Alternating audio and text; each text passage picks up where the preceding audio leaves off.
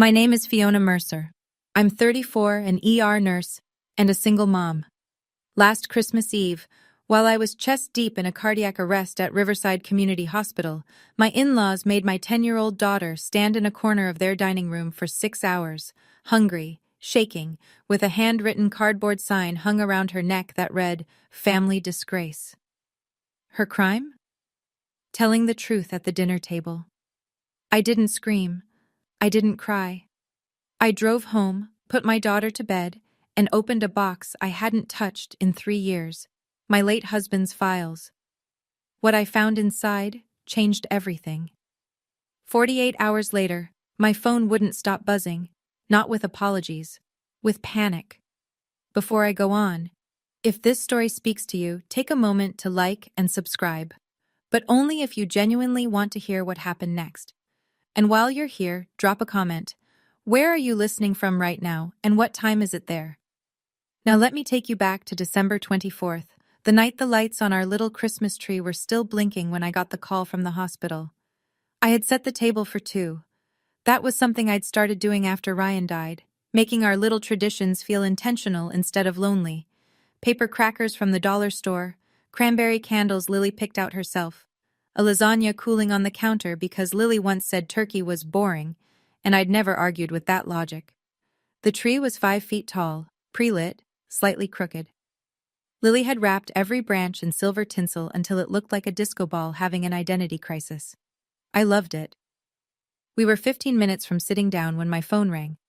The caller ID said Riverside ER, and my stomach dropped before I even answered. "Fiona, it's Tanya. Greg collapsed at home, loss of consciousness. They're bringing him in now. We're down to 2 nurses tonight. I need you." Greg was our charge nurse. Tanya wouldn't call on Christmas Eve unless it was real. I stood in my kitchen, staring at the lasagna, holding the phone so tight my knuckles ached. Lily was in her room, putting on the red velvet dress I'd hand-stitched the hem on because the store version was 2 inches too long. She'd made a gift box for her grandmother, painted it herself, gold and green, with a card that said, "To Grandma Judith, Merry Christmas, love Lily," in her careful 5th-grade cursive. There was no one else to call. My parents lived in Oregon. Grace was already working the floor. The only option within 10 minutes of our house was Judith's annual Christmas dinner, 20 relatives, a honey-glazed ham, and the kind of warmth that always had conditions attached. I dialed Judith's number. She picked up on the first ring. "Fiona, how lovely. Of course bring Lily over. We'd love to have her." Her voice was bright, brighter than usual. That should have been my first warning. I knelt in front of Lily, straightened the collar on her red dress, and handed her the gift box. "Grandma Judith's going to take care of you tonight, okay? Me has to go save someone at work." Lily hugged me at the door. Her breath came out in a white cloud, 28 degrees and dropping. "Come back before midnight, Mom. I promise." I didn't keep that promise. The ER on Christmas Eve is a specific kind of chaos. It smells like antiseptic and cinnamon. Someone always brings cookies and they sit on the nurse's station getting stale while we run. That night we had a 3-car pileup on Route 17, a toddler with a febrile seizure, 2 alcohol poisonings, and Greg's empty chair reminding us we were short-handed. I moved on autopilot. Start the IV. Check the monitor. Update the chart. Next patient. My hands knew what to do, even when my mind kept drifting 10 minutes south to Judith's house, where my daughter was sitting at a table full of people who shared her last name, but had never once asked how she was doing in school. At 10:17 p.m., I finally got a 90-second break. I pulled out my phone behind the supply cart. 3 missed calls from Lily. 1 text, sent at 9:43 p.m. "Mom, please come get me." No context, no emojis. Lily always used emojis. My thumb was already on the callback when the phone connected, but it wasn't Lily's voice on the other end. "Fiona, it's Judith." Calm, measured, the voice she used at church fundraisers. "Lily's fine. She's just being a little dramatic. She's playing with the cousins now. Focus on your shift, honey." I heard nothing in the background. No kids laughing, no music, just the low hum of a dishwasher. "Can I talk to her?" "She's in the other room. I'll have her call you later." She hung up before I could push. I stared at the phone. Then Tanya called a code blue in Bay 4, and I ran. It wasn't until 12:40 a.m., changing out of my scrubs in the locker room, that I scrolled back to Lily's text and noticed the photo she'd attached. I'd missed it during the chaos. It was dark, blurry, taken from a low angle, like she'd held the phone against her lap and tapped blindly. I could make out a corner of a room, the edge of a dining chair, and on Lily's chest, the bottom of something rectangular. Cardboard, maybe. With black writing I couldn't quite read. I zoomed in. My fingers went cold. I could only make out 2 words: family and disgrace. I was in my car in under 3 minutes. The porch light at Judith's house was off. Every other house on Maple Ridge Lane had their Christmas lights blazing, but 414 was dark, like the party had packed up and pretended it never happened. I knocked. Then I knocked harder. Judith opened the door in her silk bathrobe, reading glasses pushed up on her head, as if she'd been settling in for the night, like it was perfectly normal for my 10-year-old to still be here at 1:20 in the morning. Fiona, goodness, you could have waited until... I stepped past her. The living room smelled like cinnamon and dish soap. The long dining table had been cleared, chairs pushed in neat. The only thing out of place was my daughter, sitting on the love seat in the far corner of the room, her red velvet dress wrinkled, her eyes swollen, and her hands resting on a piece of cardboard in her lap, like she'd forgotten it was there. The sign was roughly 12 by 18 inches, cut from a shipping box, written in thick black Sharpie, the same looping cursive Judith used on her Christmas cards every year. I would know that handwriting anywhere. Family disgrace. Lily looked up at me and didn't say a word. She didn't need to. Her eyes said everything. Hours of everything. I crossed the room, knelt in front of her, and gently lifted the sign off her chest. The yarn they'd used to hang it around her neck had left a red line on her skin. I folded the sign once, twice, slipped it into my coat pocket. Then I looked at Judith. She stood in the doorway of her own living room with her arms folded, chin raised, waiting for me to yell. I didn't yell. I picked up my daughter, carried her to the car, and buckled her in. I closed the door quietly. I walked around to the driver's side, started the engine, and pulled away from 414 Maple Ridge Lane without saying a single word to Judith Mercer. Not because I had nothing to say, because what I had to say, I would say with paperwork. Lily didn't speak for the first 4 minutes of the drive. I didn't push. I turned the heat up to 78 and pointed the vents toward her side. Her hands were like ice when I'd lifted her. Then, somewhere between the gas station and our street, she started talking. Quiet, flat. The way children speak when they've been told their feelings don't count. I said something at dinner, Mom, about Uncle Derek. What did you say?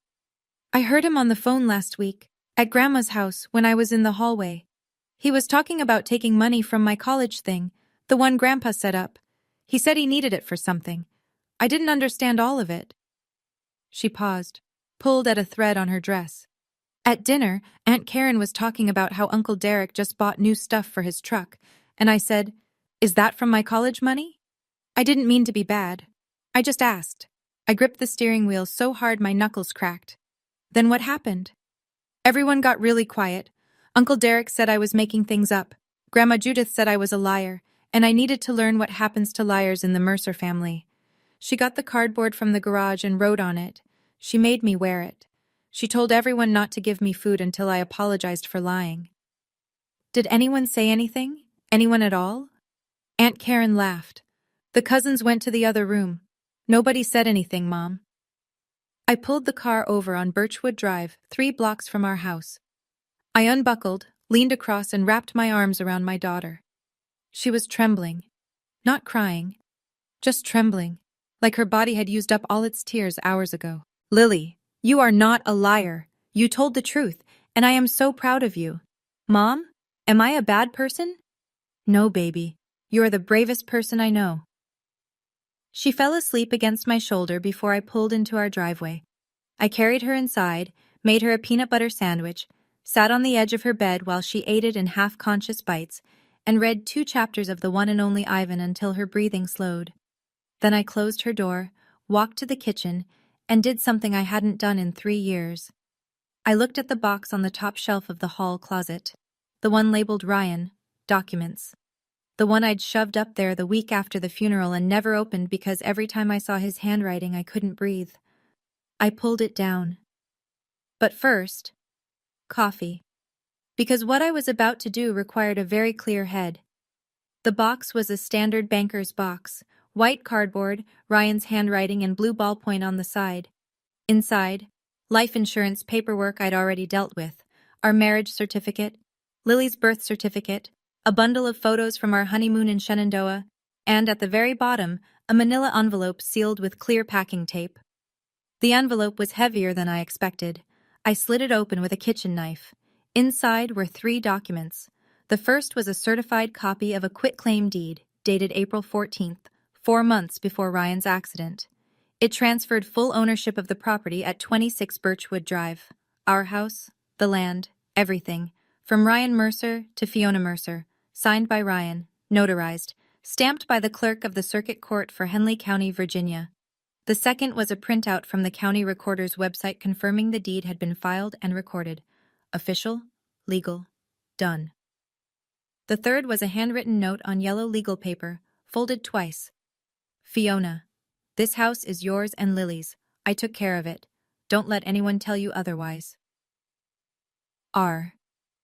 I read it 3 times. The handwriting blurred the 3rd time because my hands were shaking. Not from sadness, from something harder to name. Something between fury and relief, and the aching wish that he could have told me in person. For 3 years, I had lived in this house believing it sat on Mercer family land, that Judith could revoke our right to be here with a single phone call. That belief had kept me quiet through every passive-aggressive remark, every cold shoulder at family dinners, every time Judith reminded me that this property has been in the Mercer family for 2 generations. It was in the Mercer family. It was in my name. I opened my laptop, navigated to the Henley County Property Records portal, and typed in our address. The screen loaded. Owner of record, Fiona A. Mercer.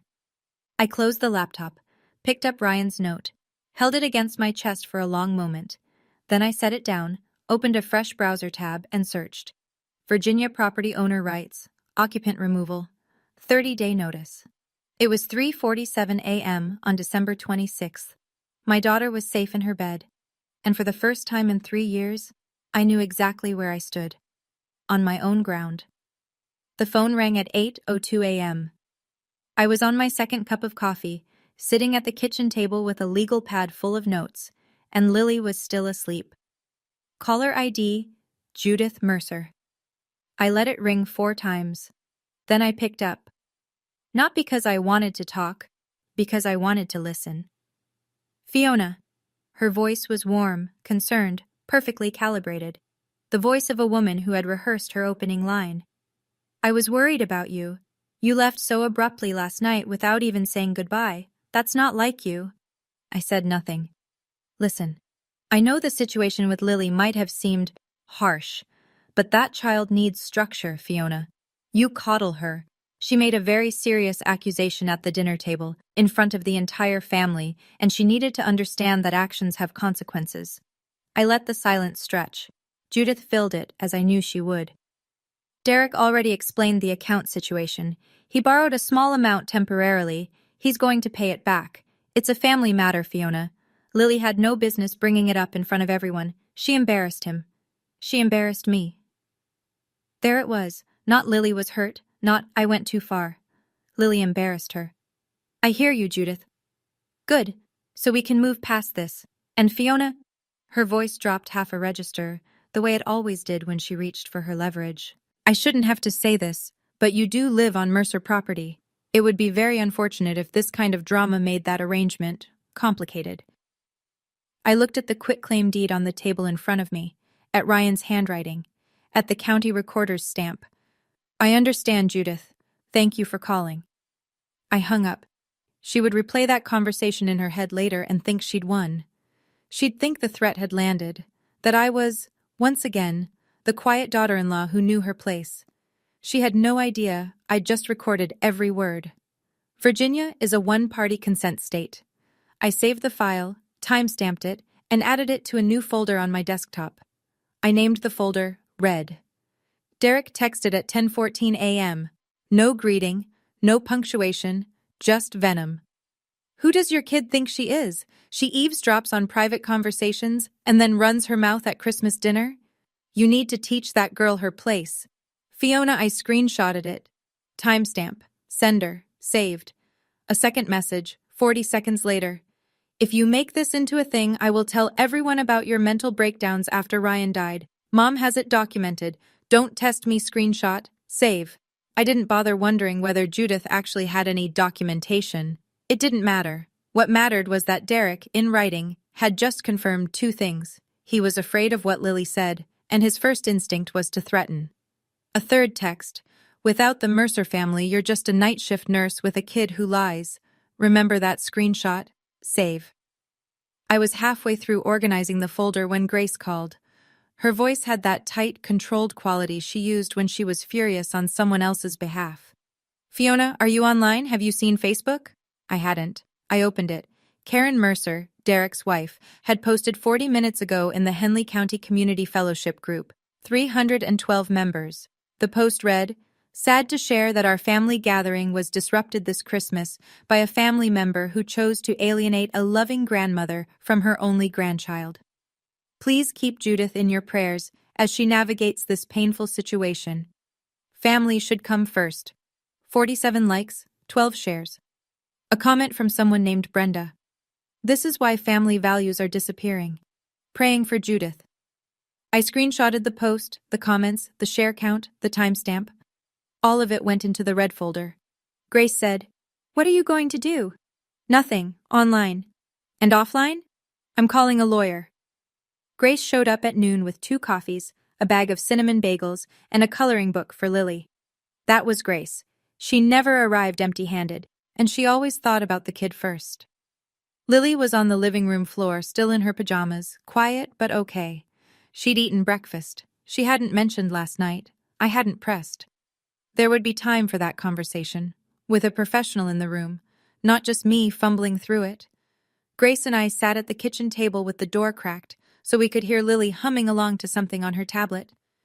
I laid out everything: the sign, the photo, the texts from Derek, the call from Judith, Karen's Facebook post, and, finally, the deed.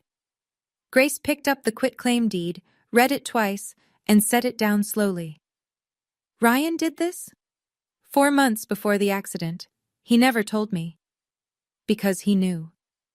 Grace looked at me. He knew his family, Fiona. And he made sure you'd have ground to stand on, literally. I stared at the yellow legal note in his handwriting and felt something crack behind my sternum. Not grief. I'd burned through the worst of that years ago. This was something closer to gratitude, sharp and aching. "You need Nathan Cordero," Grace said. "Real estate and trust law. My ex used him during the divorce. He's thorough, he's fast, and he doesn't do drama. He does documents." "I don't want a war, Grace. I just want Lily safe." Grace reached across the table and put her hand on mine. "This isn't a war. This is protecting what's yours. Ryan already handed you the shield. You just have to pick it up." I called Nathan Cordero's office at 12:34 p.m. His assistant said he could see me the next afternoon, December 27th, 2 p.m. I took the appointment. That night, after Lily fell asleep, I sat in the dark living room with the Christmas tree still blinking and the red folder in my lap. 7 items and counting, every one of them time-stamped. Every one of them backed up to the cloud, to a USB drive, and to a printed copy in an envelope I gave Grace to hold.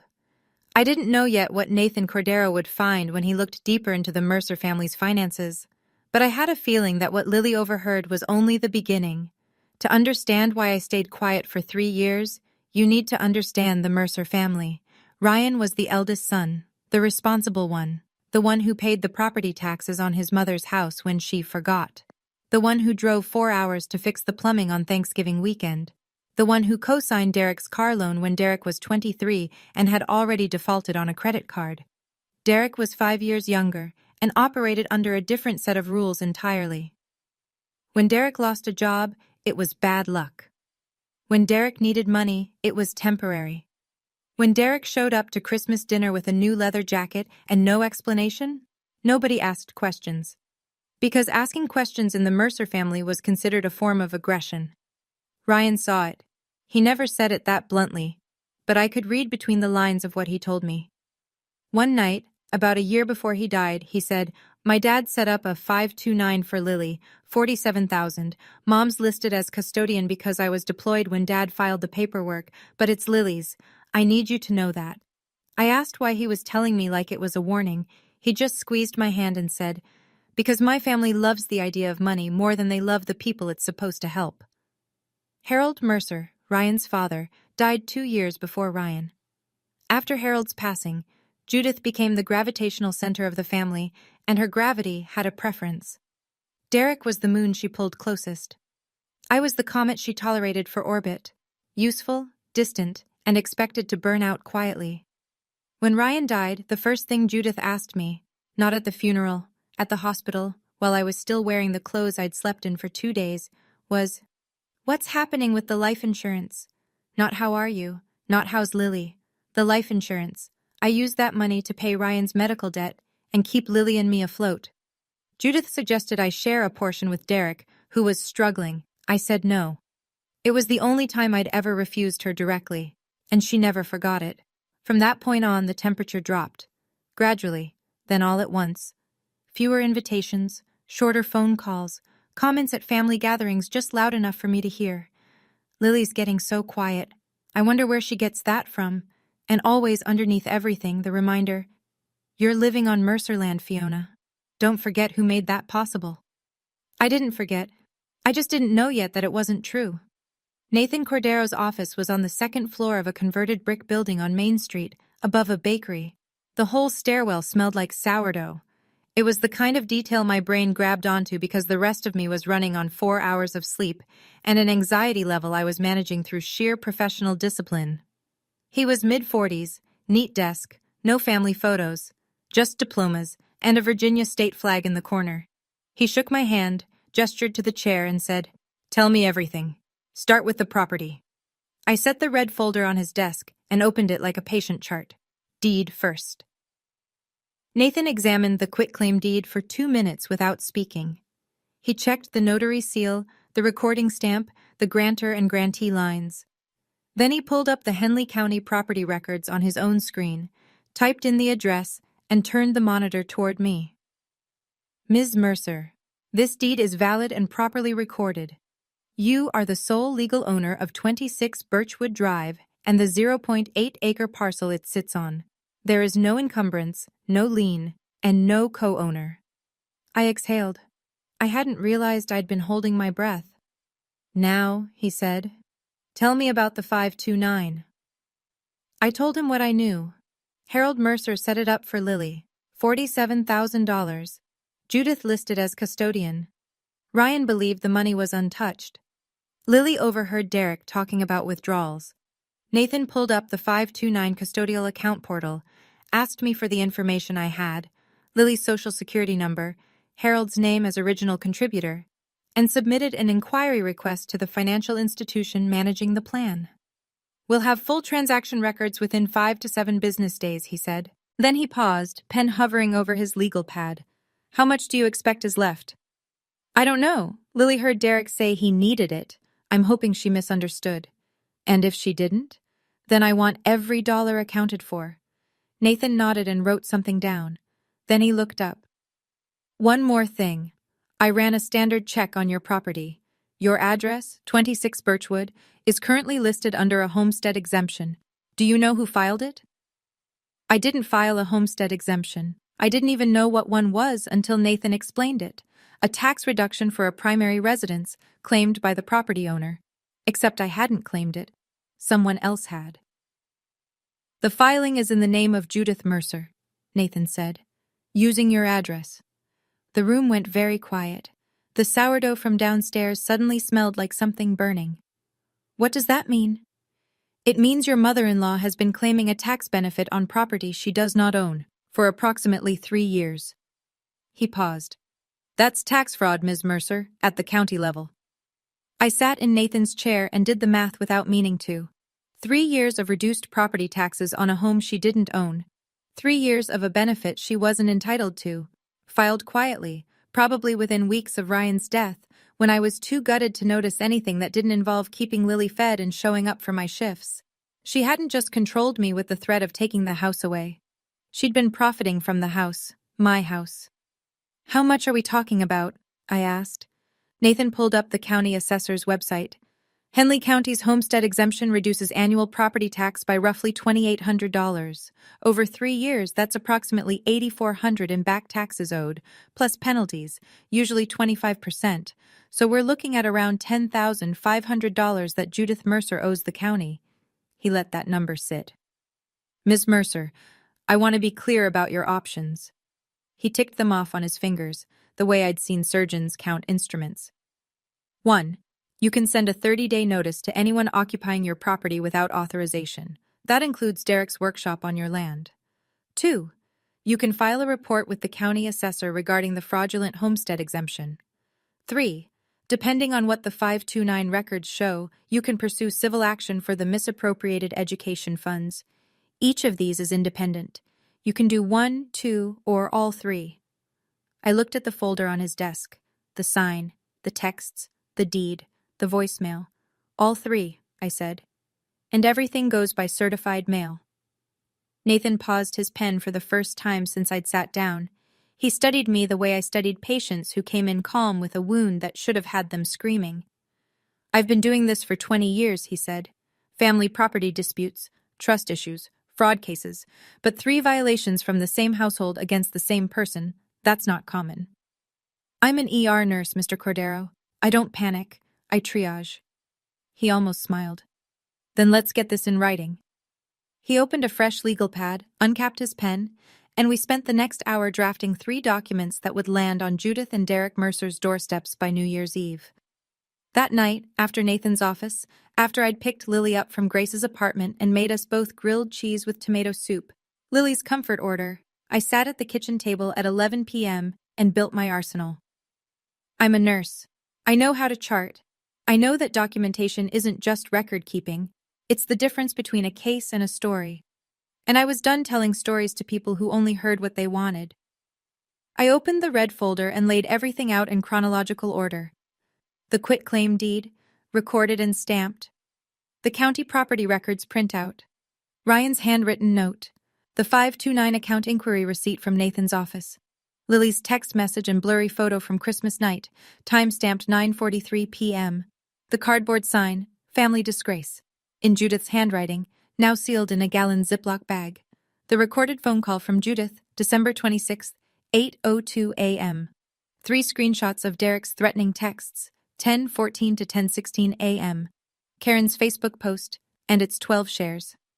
The homestead exemption filing in Judith's name at my address, 10 items. Each one labeled, dated, and stored in 3 locations. Cloud backup, USB drive in my bedside drawer, and a printed set in a sealed envelope at Grace's apartment.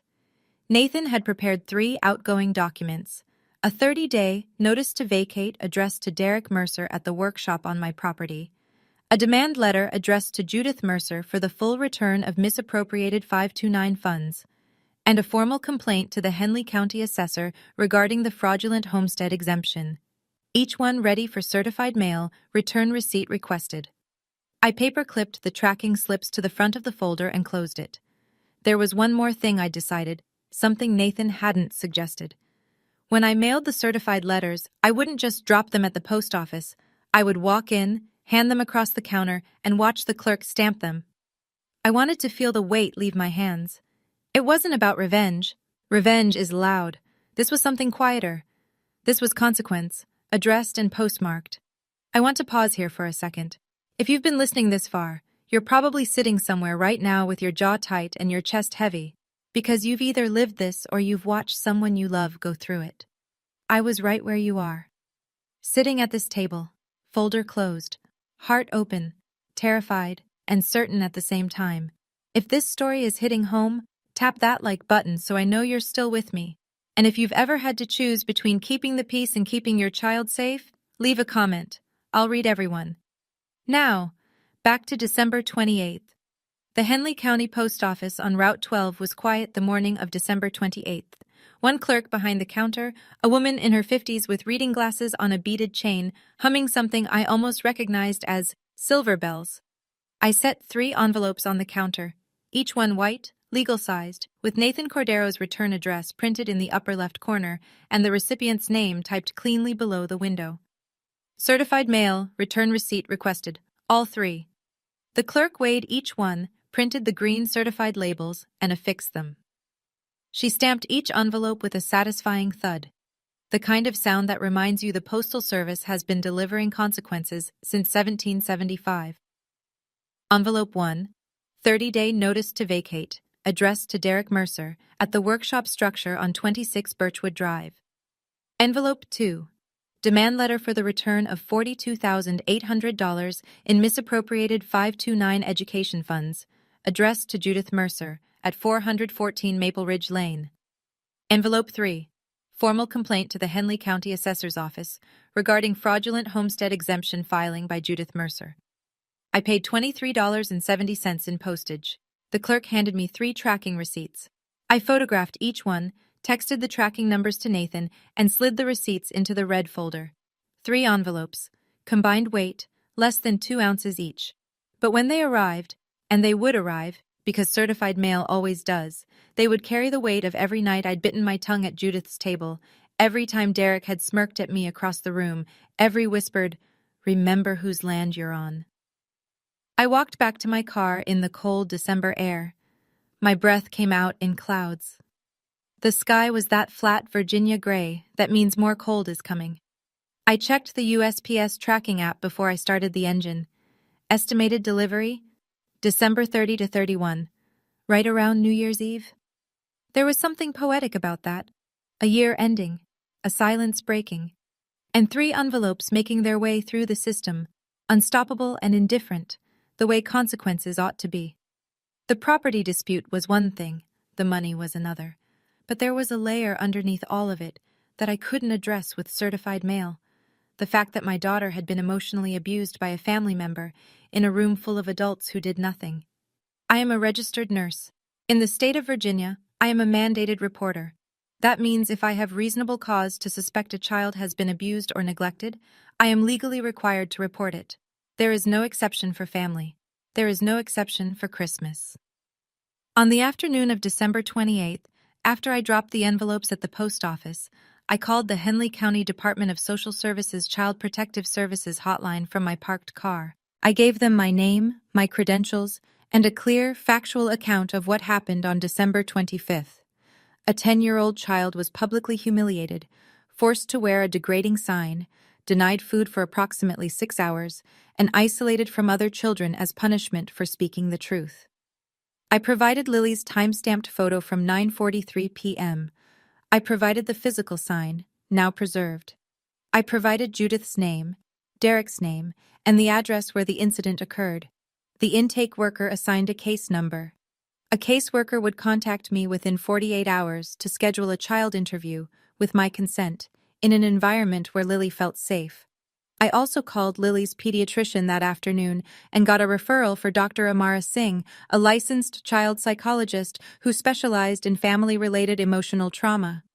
First available appointment, January 3rd. I took it. I reported hundreds of suspected abuse cases during my career. I've called the hotline from curtained ER bays at 2 in the morning, whispering so the parent in the waiting room wouldn't hear. It never gets easier. But this time was different. This time, I wasn't calling about a stranger's child. I was calling about mine, and my hand didn't shake once. That evening I did something radical. I put the folder away. Not forever, just for the night. Because my daughter needed mac and cheese more than she needed a mother hunched over legal documents, and I had spent enough of the last 3 days being strategic. Lily deserved a few hours of me being just mom. We made it together. She stirred the cheese sauce while I boiled the noodles, and she told me about a book she was reading, The One and Only Ivan, about a gorilla in a mall who finds a way to change his life through a drawing. She talked about it the way she talked about everything she loved. Fast, with her whole body, hands gesturing, eyes wide, completely alive. Mom, Ivan doesn't yell at anyone. He just draws the truth and people finally see it. I almost dropped the colander. We ate on the couch with the Christmas tree still plugged in. I hadn't taken down the decorations, Normally I would have by now, but something about those little blinking lights felt necessary. Like the house needed to remember that Christmas had started out okay, even if it ended somewhere terrible. Lily leaned into me, her plate balanced on her knees, and said, "Can we just stay like this?" "Like what?"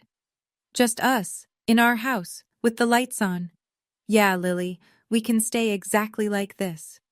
She fell asleep against my arm around 8:30. I carried her to bed, pulled the quilt up to her chin, and kissed her forehead. She smelled like cheese and shampoo, and 10 years of the best thing I'd ever done. I stood in the hallway outside her room for a moment, listening to her breathe. Then my phone buzzed. USPS tracking update, envelope 1, status, out for delivery. Estimated arrival, December 30th, tomorrow. I turned off the hallway light, walked back to the kitchen, and let the silence settle around me like armor. Nathan called at 9:15 the next morning, December 29th. His voice had the same measured tone it always did, but I was starting to learn the difference between his confirming information voice and his "you need to hear this" voice. This was the second one. "Miss Mercer, 2 updates. First, the county assessor's office has received your complaint. They've opened a review. Standard timeline is 10 business days for the initial assessment. If they confirm the homestead exemption was filed fraudulently, Judith will receive a notice of back taxes owed plus a 25% penalty, payment due within 90 days of the notice." I wrote the dates in the margin of my legal pad. 10 business days from December 28th, put the assessment around January 13th. Second, I've submitted the records request for the 529 custodial account. The financial institution confirmed receipt and will release full transaction history within 5 to 7 business days. Once we have that, we'll know exactly how much was withdrawn, when, and to what account. And if it's what we think it is? Then you have 2 options. A demand letter for voluntary repayment, which we've already sent. If they don't comply within 30 days, I file a civil action in Henley County General District Court. Given the amount, over $40,000, this goes beyond small claims. We'd be looking at a hearing, possibly a default judgment if they don't respond. How long would that take? If they don't contest, 6 to 8 weeks from filing to judgment. I did the math. Demand letter sent December 28th. 30-day deadline, January 27th. If no payment, Nathan files late January. Judgment by mid-March. Do it, I said. And Nathan, if they call your office trying to negotiate before the 30 days are up? I'll listen, but I don't negotiate without documentation of ability to pay and a signed repayment agreement. I'm not in the business of handshakes. Neither am I. Not anymore. I hung up, checked the USPS tracker one more time. Envelope 2 now showed in transit to destination, and circled January 27th on the kitchen calendar in red. 30 days. The clock was running. December 30th, 11:47 a.m., USPS, tracking updated. Envelope 2. Delivered. Signed by J. Mercer. I stared at the screen for exactly 4 seconds. Then I set the phone down, face up on the kitchen table, and waited. 43 minutes. That's how long it took. The first call came at 12:30 p.m. I didn't answer. Judith's voice on the voicemail was something I'd never heard before. Shrill, fraying at the edges, like someone who'd just discovered that the ground they'd been standing on belonged to someone else. "Fiona, what is this? You sent me a demand letter? Through a lawyer? Over some misunderstanding about Lily's account? Call me back, right now." Voicemail. 2:12:38 p.m. Louder. Less polished. "I am your mother-in-law. I raised the man you married, and you send me legal paperwork the week after Christmas? Do you have any idea how this looks?" Voicemail 3:12:51 p.m. And this was the one I saved twice, on my phone and on the cloud, because Judith Mercer, the woman who had spent 3 years telling me that my daughter was a liar, said the following: "Derek used that money to pay off his debts. I authorized it because he was in trouble, and that's what family does. I was going to put it back. It was a loan, Fiona. You're making this into something it isn't." I played it back. I authorized it. Not Derek acted alone. Not there's been a mistake. I authorized it. The woman who had forced my child to wear a sign that said, "Family Disgrace," for telling the truth about stolen money had just admitted, on a recorded voicemail, that she knew about the stolen money all along. I timestamped the voicemail.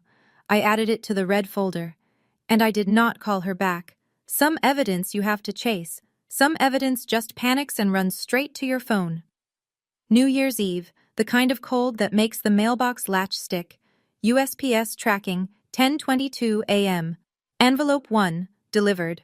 Signed by D. Mercer. Derek didn't call. Derek drove. At 11:40 a.m., I heard the crunch of gravel in the driveway, followed by a truck door slamming hard enough to rattle the Ring doorbell camera I'd installed 6 months earlier, originally because of a package thief, but God works in useful ways. I was in the kitchen. Lily was at Grace's apartment for the morning. I did not go to the door. He knocked. Then he pounded. Then he yelled, "Fiona, open this door! You can't do this! This is Mercer land! This workshop has been here since Dad was alive! You have no right!" The Ring camera recorded everything. I watched on my phone from 10 feet away, Derek, red-faced, pacing the porch, the certified letter crumpled in his fist. I called Henley County Non-Emergency Dispatch. "My name is Fiona Mercer, 26 Birchwood Drive. There's a man on my property who's been served a 30-day vacate notice and is now banging on my door and yelling. I'd like an officer to come ask him to leave." The deputy arrived in 12 minutes. I watched through the window as Derek went from screaming to sputtering to silent in the span of a single conversation with a uniformed officer. The deputy examined the notice, checked my ID, confirmed the property records on his in-car system, and told Derek to leave the premises. Derek jabbed a finger toward the house, toward me, and said something I couldn't hear from inside. The deputy wrote something in his notepad and repeated calmly that it was time to go. Derek left. I requested a copy of the incident report, case number 2024-1231-0087. Date, December 31st. Documenting, verbal disturbance, trespass after notice. 2 hours later, Grace texted me a screenshot. Derek had posted on his personal Facebook. "My sister-in-law just had the police called on me for going to my own family's property. She hired a lawyer and is trying to throw us off land that's been Mercer property for decades. All because her kid made up a story at Christmas. Please share so people know the truth. Hashtag family first. Hashtag injustice." 214 shares by midnight. I didn't post a response. I didn't comment. I didn't share. I just screenshotted everything, added it to the red folder, and watched the fireworks from my living room window while the clock struck 12. New year, new rules. The first 3 days of January felt like walking through a town that had already made up its mind.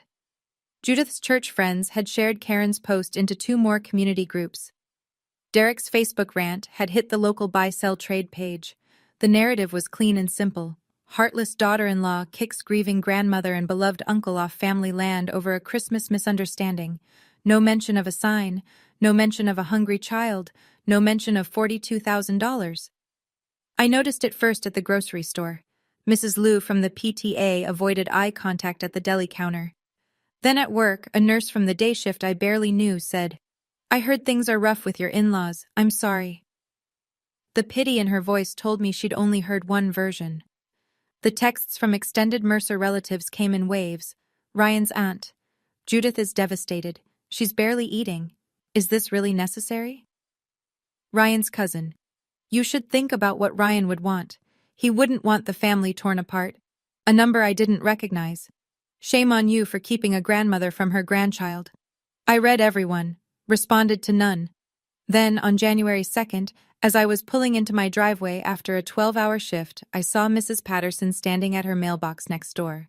She was 70-something, widowed, the kind of neighbor who noticed everything but said very little. She'd lived on Birchwood Drive longer than anyone. She looked at me differently than the others, not with pity or judgment, more like recognition. "Fiona," she said, just that.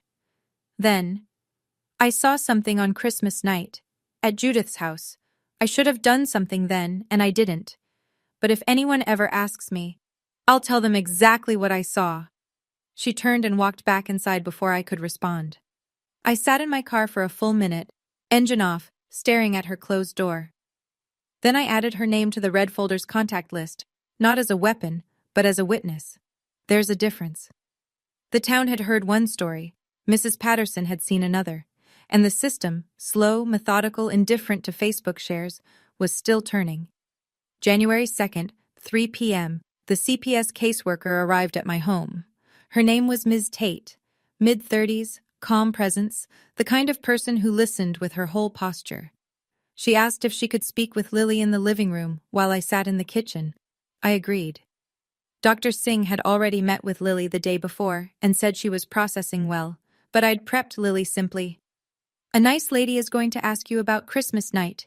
You just tell the truth, like you always do. The interview lasted 22 minutes. I could hear murmuring through the wall, Lily's voice quiet but steady. No crying. When Ms. Tate came out, she sat across from me at the kitchen table and spoke in the neutral, careful language of someone documenting facts. Your daughter's account is consistent and detailed. She described the sign, the food restriction, the duration, and the family members present. She also described the events leading up to the punishment, specifically that she repeated something she overheard about a financial account. Ms. Tate paused. This is sufficient to open a formal investigation into emotional abuse and neglect, specifically public humiliation, food deprivation, and psychological intimidation of a minor. Judith Mercer and Derek Mercer will be named as subjects. Then she told me something I wasn't expecting. We received a second report this morning. A neighbor, a Mrs. Patterson on Birchwood Drive. She contacted our office independently. She states she witnessed your daughter being brought outside to the front porch at approximately 9 p.m. on Christmas night, in freezing temperatures, wearing only a dress. She heard an adult female voice. She identified it as Mrs. Judith Mercer, shouting at the child, and she provided a cell phone video. Ms. Tate let that sit. The video is 23 seconds. It was taken through Mrs. Patterson's kitchen window from across the yard. It does not clearly show the child's face, which protects her privacy. But it does capture the voice, the timestamp, 9:07 p.m. on December 25th, and the approximate conditions. I pressed my palms flat on the table. 23 seconds of footage I didn't know existed, from a witness I hadn't asked, corroborating everything my daughter said. Judith had spent a week telling anyone who would listen that Lily was a liar, that I was unstable, that this was a misunderstanding. 23 seconds doesn't misunderstand anything. Ms. Tate explained the next steps. The investigation would include attempted interviews with Judith and Derek, a review of the evidence, and a determination within 30 days. During that period, the subjects would be advised that unsupervised contact with Lily was not recommended. I walked Ms. Tate to the door. She shook my hand and said, "Your daughter is articulate and brave. You should know that."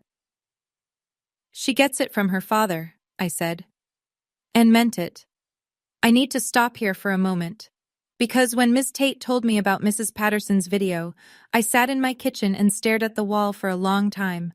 Not because I was surprised someone saw, but because I was gutted that someone saw, and almost didn't speak up. Mrs. Patterson did, though. Late, but she did. And it mattered. If you're still here, subscribe, not for me, for the part of the story that's coming. Because what happens next is the part where the certified letters start doing their job, and the people who thought they were untouchable find out they're not. Stay with me. January 15th, a Tuesday. I was between patients at the hospital, charting in the break room, cold coffee, fluorescent lights, when Nathan called. County assessor completed their review. The homestead exemption filed by Judith Mercer on your property has been determined to be fraudulent. She had no ownership interest in 26 Birchwood Drive at any point during the filing period. I put my pen down. Effective today, the county is issuing a notice to Judith Mercer for back taxes totaling approximately $8,400, plus a 25% civil penalty of $2,100. Total due, $10,500. Payment deadline, 90 days. I didn't say anything for a moment. Nathan waited. He was good at that. She's going to say she didn't know. She signed the form, Ms. Mercer. Annually, for 3 years. The assessor's office has her signature on file. 3 signatures. 3 years of claiming a tax break on a home she didn't own, a home she used as a leash to keep me compliant. Every time she'd said, "Remember whose property you're on," she'd been collecting a discount on it. Nathan continued. The notice will be mailed to her address at 414 Maple Ridge Lane. Sincerely doubt she'll be in a festive mood when it arrives. He was right. Judith called my phone 4 times that evening. I didn't answer any of them. The voicemails were a study in deterioration, the first one indignant. "This is your doing, Fiona." The second one bargaining. "We can work this out if you just drop the complaint." The third one threatening. "I will tell everyone what kind of person you really are." And the fourth one something I'd never heard from Judith Mercer in all the years I'd known her. Silence. 12 seconds of open line. Then a click. That silence told me more than all her words ever had. It was the sound of a woman realizing that the system doesn't care about your reputation, your church group, or how many people shared your daughter-in-law's smear campaign on Facebook. The system cares about signatures. And Judith's were on file. January 20th, Nathan's office. Same sourdough smell in the stairwell, different weight in the room. He had a printed spreadsheet waiting for me on the desk, 4 pages, each line a transaction. The 529 custodial account records had come back. 23 withdrawals, Nathan said, turning the first page toward me. Over an 18-month period, beginning June of last year and ending November. Total withdrawn, $42,800. I looked at the columns. Date, amount, receiving account. Every single withdrawal routed to the same bank account, a personal checking account at Valley Federal, in the name of Derek P. Mercer. The custodian authorization was signed by Judith Mercer, Nathan continued. She granted Derek direct access to the account, which under 529 regulations is only permissible for qualified education expenses of the named beneficiary, in this case, Lily. And none of this went to Lily's education. Not a cent. The withdrawal descriptions are blank. No tuition invoices, no textbook receipts, no school supply documentation. These were straight cash transfers to Derek's personal account. $42,800. My father-in-law Harold, a man who had worked overtime at a paper mill for 30 years, had saved that money so his granddaughter could go to college. And it was gone. Funneled into whatever hole Derek had dug for himself, with Judith holding the shovel. "What do we do?" I asked, though I already knew. The demand letter gave them until January 27th to return the funds. As of today, we've received no payment, no response, and no communication from their attorney, if they have one. On January 28th, I file a civil action in Henley County General District Court. Complaint for conversion and breach of fiduciary duty. We're requesting return of the full $42,800, plus attorney's fees, court costs, and the 10% IRS early withdrawal penalty, which Judith, as custodian, is personally liable for. He slid a document across the desk. The filing was already drafted. Total judgment will be seeking approximately $46,350. I signed the authorization. January 27th came and went. Not a dollar arrived, not a phone call to Nathan's office, nothing. On the morning of January 28th, Nathan filed the complaint. The court doesn't shout. It stamps, it files, it dates, and then it sends a man to your door. January 31st, a Friday. The process server arrived at 26 Birchwood Drive at 2:14 p.m. Derek was in the workshop. He'd been dragging his feet on moving out, still within his 30-day window, but clearly testing every edge of it. The workshop door was open. I could hear his music from the kitchen, some country station, turned up too loud, the way people do when they're pretending everything is fine. The process server was a compact man in a gray jacket, entirely unremarkable, carrying a manila envelope that was about to rearrange Derek Mercer's year. He walked across the gravel, knocked on the workshop door frame, and said Derek's full name. I watched from the kitchen window. I'm not proud of how closely I watched, but I'm not sorry either. Derek stepped out, wiping his hands on a rag. He looked at the envelope. He looked at the process server. His face cycled through confusion, irritation, and then something deeper, recognition. The recognition of a man who had been expecting this moment on some level, but had convinced himself it wouldn't actually come. What is this? Civil summons, Henley County General District Court. You've been named as co-defendant in a complaint for conversion and breach of fiduciary duty. You've been served, sir. Derek didn't take the envelope. The server placed it on the workbench, noted the refusal on his form, and walked back to his car. Under Virginia law, the service was valid. Mrs. Patterson was at her mailbox. She saw the whole thing. She didn't wave at Derek. She didn't look away either. She just stood there, holding her mail, bearing witness the way good neighbors eventually do. Derek called Judith. I know this because within 20 minutes, Judith's silver Buick pulled up to the edge of my driveway and stopped, because the gate was closed. I had installed a simple latch gate across the driveway entrance the week before. Nothing dramatic, just a metal gate with a padlock that said, clearly and legally, "This is private property, and you need permission to enter." Judith stood outside that gate for 4 minutes. I timed it. She gripped the metal rail with both hands. She looked at the house, my house, with an expression I had never seen on her face. Not anger, not indignation, fear. She got back in her car and drove away without a word. I closed the kitchen curtain, sat down at the table, and exhaled for what felt like the first time in 5 weeks. January 30th was the deadline, 30 days from the notice to vacate. Derek's lawyer, a bargain rate attorney Judith apparently found through a church contact, had advised him in writing to comply. I knew this because Nathan received a copy of the council's letter, which essentially said, "My client acknowledges the property owner's legal right to possession and will vacate the workshop premises by the stated date." The tone was stiff, the letterhead was generic, and between every line I could read the subtext. We have no case, and we know it. Derek showed up at 8 a.m. with a rented U-Haul trailer and the kind of furious silence that men default to when they've lost control of a situation they never actually controlled. He loaded tools, scrap wood, a workbench, 2 space heaters, and what looked like several months' worth of energy drink cans. He did not knock on my door. He did not make eye contact with the Ring doorbell camera, though it captured every trip between the workshop and the trailer in crisp 1080p. Grace came over at 10.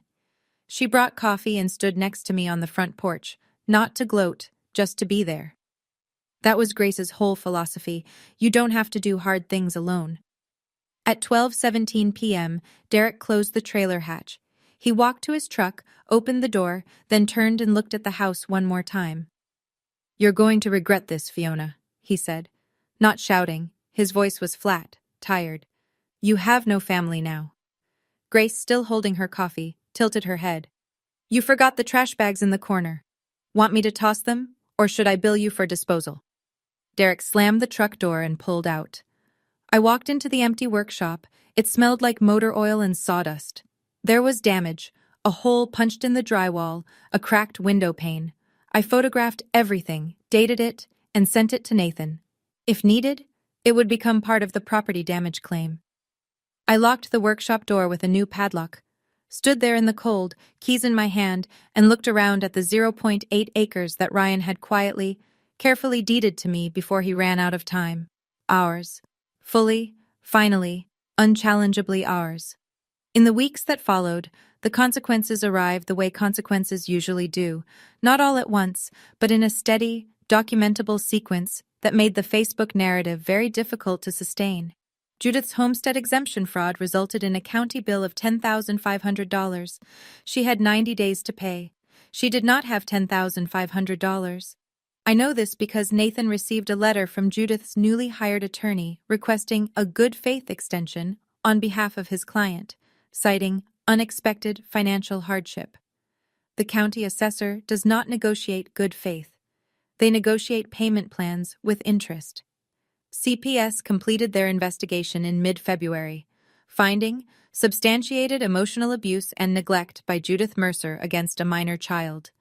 Derek Mercer was listed as a contributing party. The recommendation: no unsupervised contact with Lily, pending completion of a court-approved family counseling program. Judith did not enroll. Derek's civil judgment came down in March. He didn't show up to court. Nathan requested a default judgment, and the judge granted it. $42,800 in misappropriated 529 funds, plus $3,200 in attorney's fees and court costs, plus the applicable IRS penalty. Total, $46,350. Nathan began wage garnishment proceedings the following week. Derek, who had just started a warehouse job, would be paying that judgment back for years. Karen, Derek's wife, found out during the court proceedings exactly how much of Lily's college fund Derek had drained, and where it had actually gone. She didn't post about it on Facebook. She moved back to her mother's house in February and filed for legal separation in March. I didn't take pleasure in that. I understood it. The extended Mercer relatives went quiet. Not apologetic, just quiet. The kind of silence that settles over a family when the smear campaign hits a wall of notarized documents, court records, and a county tax bill. Nobody shared Derek's Facebook post anymore. It was still up, technically, but facts have a way of making noise feel very small. The call came the first week of February. A Saturday morning. Lily was at the kitchen table drawing, and I was washing dishes. When I saw Judith's name on the screen, I dried my hands, walked to the bedroom, and closed the door. I picked up. One last time. Fiona. Her voice was different, smaller. The polish was gone. No church voice, no rehearsed warmth, just a 62-year-old woman who had lost her oldest son and was now watching the rest of her world follow. I know I don't have the right to call you. You don't. A long pause. I could hear her breathing. I made a mistake. With Lily, with the sign. I was angry and I went too far. I know that now. I waited. Please, she's all I have left of Ryan. Don't take her from me. I closed my eyes. Not because I felt sorry for her, though part of me understood the grief underneath the cruelty, but because I had to say the next words very precisely, and I didn't want emotion in any direction to blur them. Judith, I'm not taking Lily from you. I'm protecting her from what you did. Those are not the same thing. Silence. When you're ready to work with a family therapist, a licensed professional, not Pastor Dave, and when you've completed the counseling program CPS recommended, you can contact Nathan Cordero's office to discuss supervised visitation. You do not contact me. You do not contact Lily. You go through the process. Fiona? That's my boundary. It is not negotiable. I hung up. The call lasted 47 seconds. I know because I checked the call log afterward and added it to the red folder. Force of habit. I sat on the edge of my bed for a minute. My hands were steady, my jaw ached from clenching. The house was quiet except for Lily humming in the kitchen, something from a cartoon, I think, slightly off-key and entirely perfect. Family is not a sign around a child's neck. Family is the person who takes it off. In March, I opened a new 529 account. Same state plan, same goal, different custodian. Me. I transferred the remaining $4,200 from the original account, what was left of Harold's $47,000, into the new one. It wasn't much. It was a fraction of what Lily was supposed to have, but it was clean, and it was protected, and no one had access to it except me and the financial institution. Nathan set up the wage garnishment order on Derek's paycheck. The math was simple and relentless. A percentage of every check, automatically deducted, routed to a recovery account tied to the judgment. Derek would be paying back what he stole for a long time. The court didn't ask whether he was comfortable with that. Courts don't. I also met with a financial advisor through the hospital's employee assistance program, free for staff, something I'd never used because I'd never had the headspace. She helped me set up an automatic monthly contribution to Lily's new 529, $150 a month. Small, but consistent. At 7% average growth, compounded over 8 years, Lily would have a meaningful start when she turned 18. It won't be $47,000 by then, the advisor said. It doesn't have to be, it just has to be hers. That same week, I went back to Ryan's box one more time. Not for documents, for the letter at the very bottom, the one I'd noticed on December 26th, but hadn't been ready to open. It was sealed, with Lily, 18th birthday, written on the front in Ryan's blocky print. I broke my own rule. I opened it. And I read it standing in the hallway, one hand on the wall, because the floor felt unsteady. Lilybug. If you're reading this, you're 18, and I probably owe you an explanation for a lot of things. But here's the one that matters. You are worth every good thing this world has to offer. Don't let anyone tell you that you don't deserve a seat at the table. Your mom and I made sure you'd always have a place. Trust her. She's the toughest person I've ever met, and she doesn't even know it. I love you past the moon. Dad. I refolded the letter, slid it back into the envelope, and placed it in the box next to the deed. For the first time in 3 years, I cried. Not the drowning kind, the kind that washes something clean. April arrived the way it does in Virginia, slowly, then all at once. One morning, the dogwood outside our kitchen window was bare sticks. The next, it was covered in white blossoms that made Lily press her face to the glass and say, "It looks like it snowed flowers, Mom." I finally took down the Christmas lights on the first Saturday of the month. Lily helped, standing on a step stool, carefully unwinding each strand. She asked if we could leave one string up year-round, just the little ones, by the front door. I said yes. Some lights are worth keeping. She was seeing Dr. Singh every 2 weeks now. The therapist told me Lily was processing with remarkable resilience, which in plain language meant my daughter was tougher than anyone had given her credit for. She'd started a journal, not because anyone told her to, but because she wanted to. She said writing things down helped her put them somewhere that isn't my chest. At school, she'd joined the 5th grade book club. Her first recommendation to the group was the one and only Ivan. Her teacher emailed me. Lily presented the book to the class today with a confidence I haven't seen from her before. She said it's about telling the truth even when it's hard. She's becoming a real voice in this classroom. The workshop, Derek's workshop, I spent a weekend cleaning it out. Grace helped. We patched the drywall, replaced the cracked window, swept the sawdust. Lily stood in the doorway when we were done and looked around. "Can this be my art room?" We painted it together the following weekend. Pale blue walls, because Lily said blue was the color of thinking. I hung a pegboard for her supplies and put a desk by the window where the light was best. Grace came for dinner every Thursday. She'd bring dessert.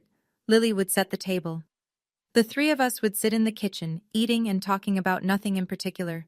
School, patience, whatever Grace was watching on TV, and every time I'd look around the table and think, this is what safe looks like. Not loud, not perfect, not a performance for anyone else. Just 3 people in a house that had their name on it, with the doors locked and the lights on. Saturday morning, May. The kitchen smelled like butter and maple syrup because Lily had decided she was old enough to flip pancakes by herself, and she was mostly right. Only one landed on the stovetop. We sat at the table by the window. Sun came through the glass in warm slats across the wood. The dogwood was in full bloom. Lily was barefoot, hair still messy from sleep, drawing on a paper napkin between bites. I watched her work, tongue slightly out, brow furrowed, the same face Ryan used to make when he was concentrating. She drew a house. Simple. Rectangle, triangle roof, a door with a round knob. 2 stick figures out front, one tall, one small. A tree beside them with pink circles for blossoms. Across the bottom, in careful block letters, "Our house." She slid it across the table. "For you." I picked it up, looked at the 2 figures, at the tree, at the 2 words that said more than any legal filing, any court judgment, any voicemail saved in a red folder on a shelf. "I love it," I said. "I know exactly where this goes." That afternoon, I opened Ryan's box one more time. I placed Lily's napkin drawing inside, next to the deed, next to his letter, next to the yellow legal note that started everything. The box wasn't heavy anymore. It wasn't something I avoided on the top shelf of the closet. It was proof, not of what we'd lost, but of what we'd walked through. Judith never called Nathan's office. Maybe she would someday. Maybe she'd do the work, and maybe there'd be a supervised visit at a therapist's office, and maybe Lily would decide what she wanted that relationship to look like. That was Lily's choice to make, when she was ready. Not mine, not Judith's, not Derek's. The red folder sat on the bookshelf in the living room, closed. I didn't hide it. I didn't display it. It was just there, the way a fire extinguisher is there. You hope you never need it again, but you keep it where you can reach it. I took a bite of pancake. Lily was already drawing something new, this time a gorilla with kind eyes, surrounded by other animals, all of them free. The lights by the front door blinked once, then held steady. We were home. Thank you for staying until the end. This story is fiction, but the feeling of being betrayed by the people who were supposed to protect you, that's as real as it gets. If you're out there right now, setting a boundary for the first time, or thinking about opening a box you've been avoiding, or just trying to keep your kids safe in a world that doesn't always help, I see you. You're not alone. Like this video if it meant something. Subscribe if you want more. And check the description below. There's another story waiting for you. Also about a mother. Also about a piece of paper that changed everything. I'll see you there.